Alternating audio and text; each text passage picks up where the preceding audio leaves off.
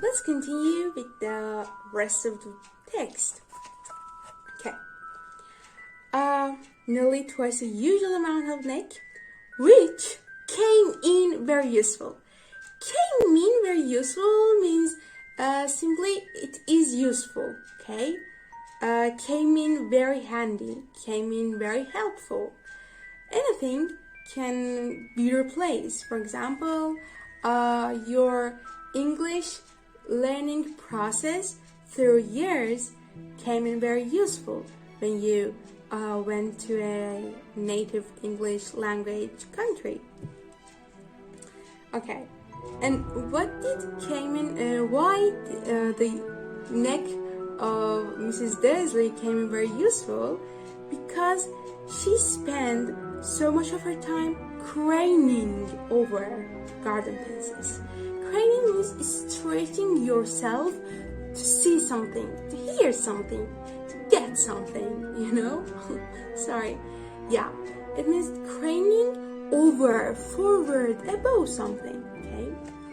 Stretch your body to get something, to look at something, to hear something, okay? And why did she do that? For spying on the neighbors. Look, spying on the neighbor. So you spy on someone, on something. The Dursleys had a small son called Dudley, and in their opinion, there was no finer boy anywhere. Of course. The Dursleys had everything they wanted, comma, space, but they also had a secret. And their greatest fear was that somebody would discover it. What was that? They didn't think they could bear it if anyone found out about the Potters. They didn't think they could bear it if anyone. Bear something means to tolerate it.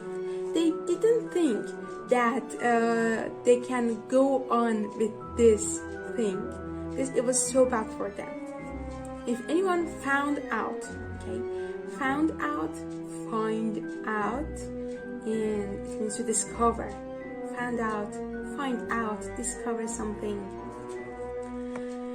Mrs. Potter was Mrs. Dursley's sister, but they hadn't met for several years. In fact, Mrs. Dursley pretended she didn't have a sister because her sister and her good-for-nothing husband. Good-for-nothing means worthless, okay? If I want to say some other synonyms for it, for good-for-nothing, you can use a nasty piece of work, see, or a bad lot. Yeah, these are the things you can use instead, and I think it's funny, you know, a nasty piece of work. When, for example, your little brother does something that it makes you nervous and get angry, you can just say, oh, he's a nasty piece of work. Something like that. Okay. Her good-for-nothing husband were as un-Dursleyish as it was possible to be. Okay. Un-Dursleyish is actually a made-up word. Okay. Un-Dursleyish. It means that the Potters were complete the opposite of Dursley family, and they were nothing in common. They had nothing in common, and they were not related in any ways. The Dursleys shuddered to think what the neighbors would say if the Potters arrived in the street. Shuddered to think that means they didn't want to think about it. It would make them shudder, you know, or shudder to think about it. It's so scary and so fearful for them. Okay? The Dursley know that the Potters had a small son too, but they had never even seen him. This boy was another good reason for keeping the Potters away. They didn't want Dudley mixing with a child like that. When Mr. and Mrs. Dursley woke up on the dull, grey Tuesday, our story starts. So our story actually starts on a Tuesday. And how the Tuesday was? It was dull and grey. Dull means there was no sunlight, it was no bright, and there were a lot of clouds in the sky. Dull, D-U-L-L. There was nothing about the cloudy sky outside to suggest that strange and mysterious things would soon be happening all over the country.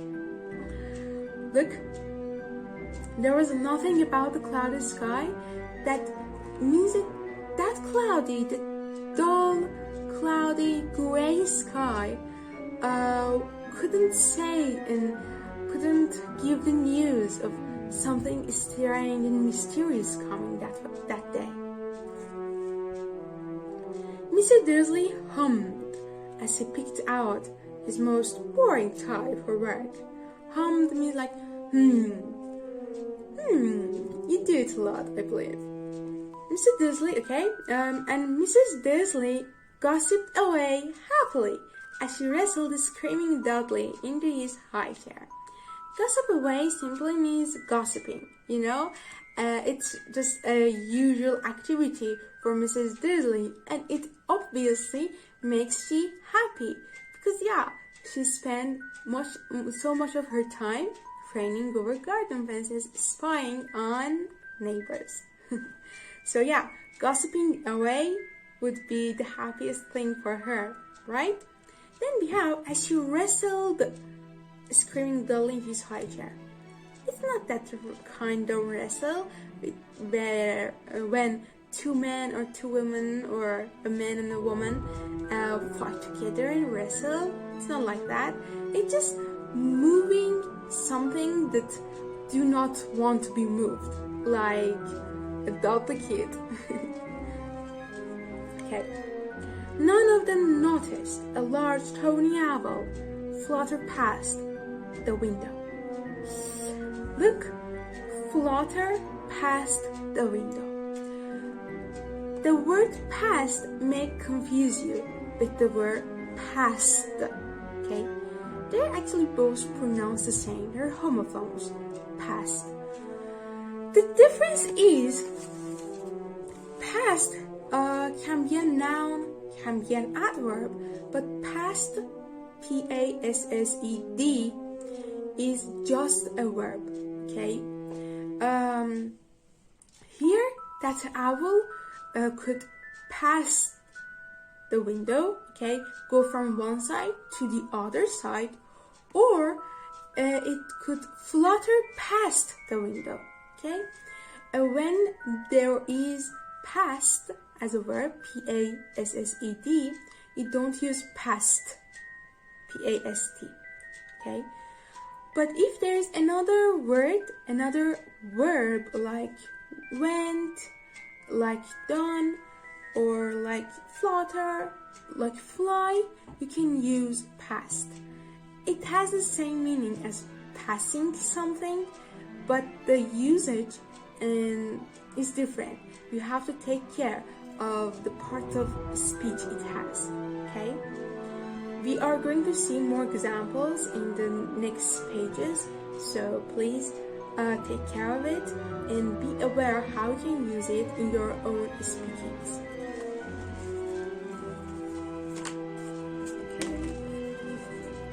At 8:30, you know what time is it? It's 8:30 in the morning. Mr. Dursley picked up his briefcase, picked up.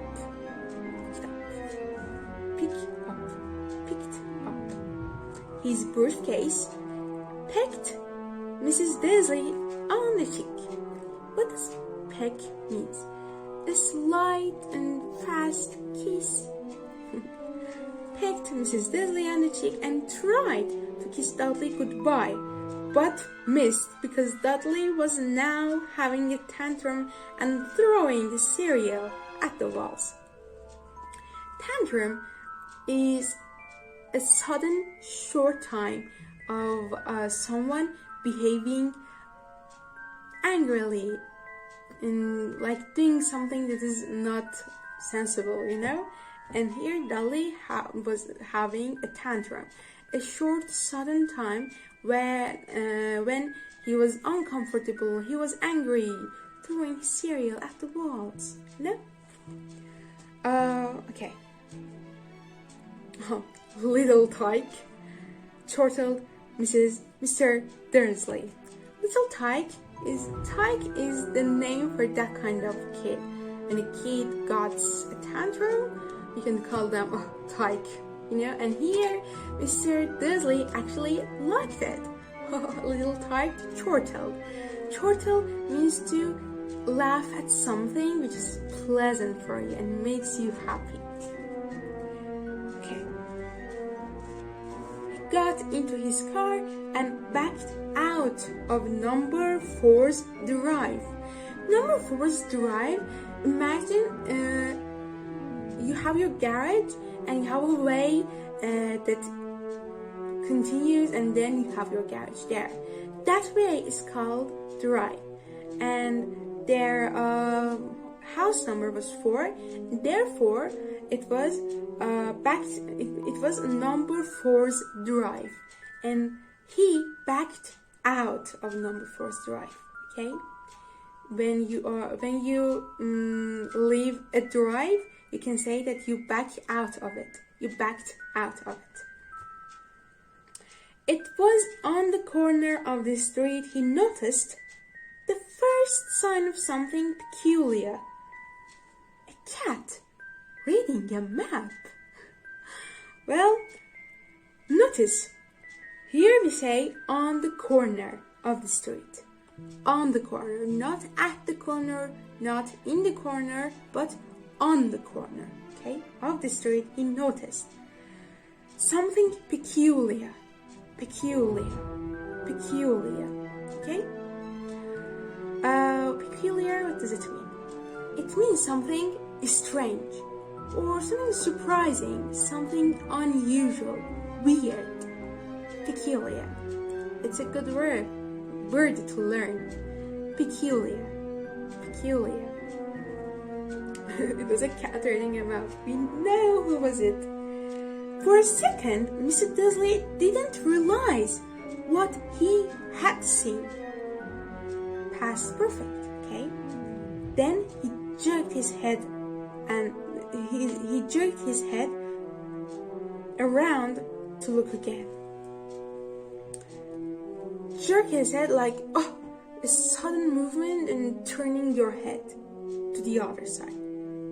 Suddenly like this, okay? He jerked his head around to look again. Let's finish this session here.